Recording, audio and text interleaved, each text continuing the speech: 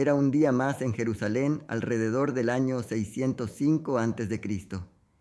El profeta Habacuc contemplaba la ciudad que tanto amaba. Sus ojos recorrían las calles familiares, pero su corazón estaba turbado por preguntas que le quemaban el alma. Lo que unos siglos atrás había sido una poderosa nación en tiempos del rey David, se había reducido al pequeño reino de Judá. Peor aún, la corrupción y la maldad parecían extenderse cada vez más entre los habitantes del reino, incluyendo a los gobernantes e incluso los sacerdotes. Como profeta de Jehová, Habacuc había sido testigo de cosas que ningún hombre debería ver. Día tras día observaba impotente cómo la injusticia se extendía por las calles de la ciudad santa, cual enfermedad virulenta, corrompiendo todo lo que tocaba. Las escenas de maldad y corrupción se habían grabado en su memoria como cicatrices indelebles, y el peso de esta realidad se había vuelto casi insoportable. En las cortes, los jueces vendían la justicia al mejor postor. En el mercado, los comerciantes engañaban con balanzas falsas. En las casas de los ricos, la opulencia se construía sobre el sudor de los pobres. Y en el templo mismo, los sacerdotes realizaban rituales vacíos mientras sus corazones estaban lejos de Dios. ¿Hasta cuándo, oh Jehová? Logro de lo profundo de su ser. No era una pregunta retórica, era el lamento de un corazón destrozado por la aparente indiferencia divina ante el sufrimiento de su pueblo. ¿Hasta cuándo clamaré y no oirás? ¿Por qué me haces ver tanta injusticia? Destrucción y violencia están delante de mí. ¿Por qué permites que la maldad triunfe sobre la justicia? Las palabras de Habacuc resonaron en el aire de la ciudad, cargadas de una honestidad cruda que pocos se habían atrevido a expresar. Mientras esperaba, el silencio pareció extenderse eternamente hasta que súbitamente llegó la respuesta de Dios. Sin embargo, para sorpresa y desconcierto del profeta, esta respuesta no fue la que él esperaba, ni tampoco una que le pareciera justa o razonable. Miren entre las naciones, observen, asómbrense, quédense atónitos. La voz divina retumbó en su espíritu. Porque haré una obra en sus días que ustedes no la creerían si alguien se la contara. Porque voy a levantar a los caldeos, pueblo feroz e impetuoso, que marcha por la anchura de la tierra para apoderarse de moradas ajenas. De repente Habacuc se sintió aún más angustiado. No podía comprender el mensaje que Dios le daba. Y es que los caldeos, también conocidos como babilonios, eran una nación conocida por su brutalidad y violencia. La respuesta de Dios parecía más desconcertante que su silencio. Era como si alguien pidiera ayuda contra un ladrón, y la respuesta fuera enviar una banda de criminales aún peores que arrasarían con todo. Sintiéndose confundido, Habacuc volvió a su puesto de vigía. Esta vez su pregunta era: ¿cómo puedes tú, que eres demasiado puro para contemplar el mal, usar a quienes son aún más malvados para castigar a los que son menos malvados? Era un dilema que sacudía los cimientos de su comprensión de la justicia divina. La respuesta de Jehová vino en forma de una visión, y Habacuc recibió la orden de escribirla en tablas. He aquí que aquel cuya alma no es recta se enorgullece, mas el justo por su fe vivirá. En este pasaje, que eventualmente sería de gran importancia para entender la gran enseñanza cristiana de la justificación por la fe, Dios mostró dos caminos muy diferentes. Por un lado, estaba el orgulloso que se jactaba confiando solo en sí mismo y en lo que podía entender. Este era el camino que seguía Babilonia y todos los que se creían más importantes que Dios. Del otro lado estaba el justo, que vivía confiando en Dios incluso cuando no entendía todo lo que pasaba. En ese momento, cuando el enemigo amenazaba con invadirlos y todo parecía estar por derrumbarse, Dios revelaba el único fundamento que nunca fallaría: la fe en el Dios que nunca cambia. Esta no era una fe nacida de la ignorancia o la desesperación, sino una confianza profunda basada en quién es Dios, justo en todo lo que hace, fiel a sus promesas y en control de la historia. La diferencia entre el orgulloso y el justo nos muestra algo muy importante. Mientras el orgulloso necesita entender todo antes de creer, Exigiendo que las cosas tengan sentido según su limitada visión, el justo elige confiar en Dios primero, sabiendo que sus caminos son más altos que los nuestros. Esta confianza en Dios sería como un ancla firme que sostendría a su pueblo no solo durante la invasión de Babilonia, sino en todas las pruebas que vendrían después. Entonces, el Señor pronunció 5 ayes o advertencias solemnes contra los babilonios, en los que revela la maldad de estos y anuncia que ellos también enfrentarían el juicio divino. En primer lugar, ay del que multiplicó lo que no era suyo. ¿Hasta cuándo había de acumular sobre sí prenda tras prenda? Como un ladrón que nunca tiene suficiente, Babilonia seguía conquistando y robando.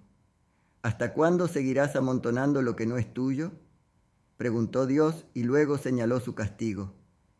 Los que has saqueado se levantarán contra ti. En segundo lugar, ay del que codicia injusta ganancia para su casa, para poner en alto su nido, para escaparse del poder del mal. Los babilonios construían enormes palacios y murallas, pensando que así estarían a salvo de todo peligro. Se burlaban de otros países como si fueran insectos, pero Dios dijo que ese mismo orgullo los haría caer. Las murallas en las que confiaban se volverían contra ellos. Las riquezas robadas serían como un peso que haría colapsar sus propios edificios. En tercer lugar, ay del que edifica una ciudad con sangre y funda un pueblo con violencia. Babilonia era grande, hermosa y considerada como una gran maravilla, pero Dios veía más allá de esa belleza y esplendor superficial. La han construido con sangre, Serenia proclamó. Cada piedra fue colocada con violencia. Todo su trabajo, toda su gloria, sería como leña para el fuego. En su lugar, Dios prometió que la tierra se llenaría del conocimiento de su gloria, como las aguas cubren el mar. En cuarto lugar, ay del que da de beber a su prójimo. Ay de ti que mezclas tu veneno hasta embriagarlo, para contemplar su desnudez. Los babilonios no solo conquistaban, se deleitaban en humillar a sus víctimas. Era como si sirvieran licor a sus vecinos solo para reírse al verlos caer borrachos. Pero Dios declaró que ahora ellos beberían de esa misma copa. La vergüenza que habían causado a otros caería sobre ellos mismos.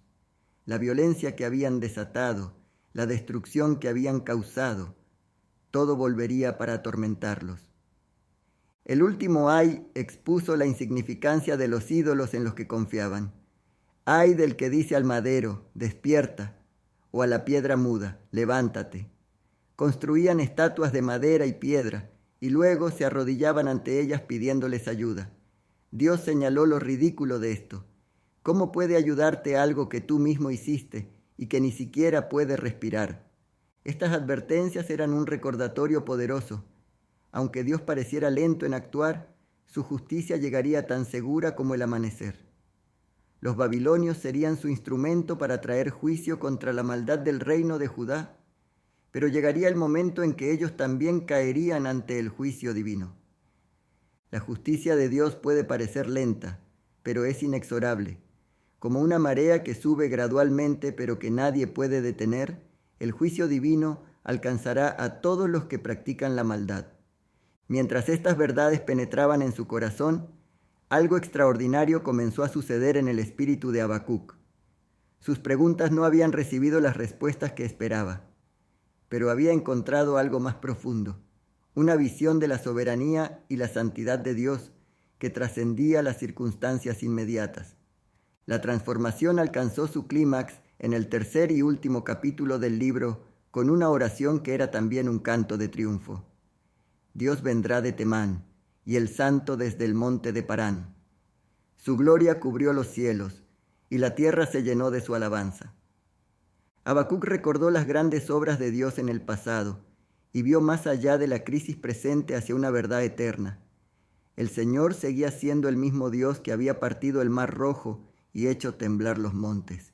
Y entonces, en uno de los actos de fe más profundos registrados en las Escrituras, Habacuc declaró: aunque la higuera no florezca, ni en las vides haya frutos, aunque falte el producto del olivo, y los labrados no den mantenimiento, y las ovejas falten en el aprisco, y no haya vacas en los establos, Con todo, yo me alegraré en Jehová, y me regocijaré en el Dios de mi salvación.